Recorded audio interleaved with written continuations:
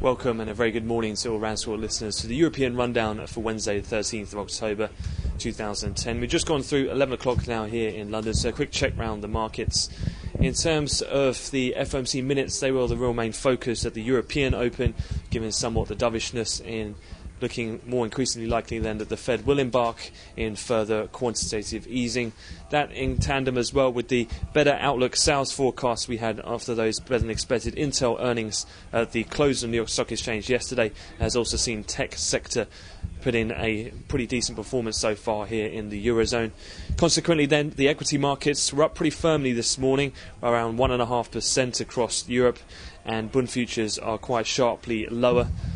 In terms of some of the risk appetite as well, that's been reflected with the currencies as the dollar index has moved down to its lowest levels, provided a decent lift to commodity prices.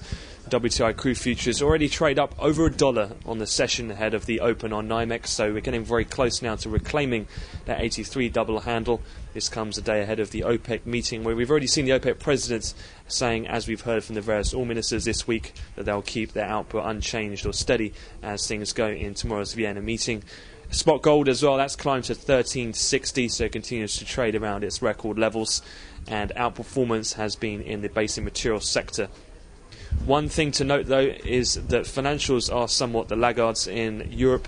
That comes on the back of Standard Chartered, who have announced pre-market today that they will embark on a capital raising to the tune of 3.3 billion, and that has highlighted some concerns about whether other banks will need to follow suit given some of the latest regulatory requirements that are need further capital on their books.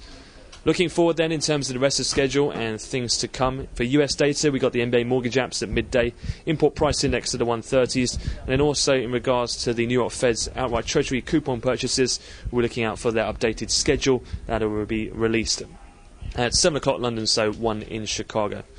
So that pretty much concludes the European wrap-up for the time being. That's all from me. We'll have another update to come at the European cash equity close, so I wish you all a great trading day.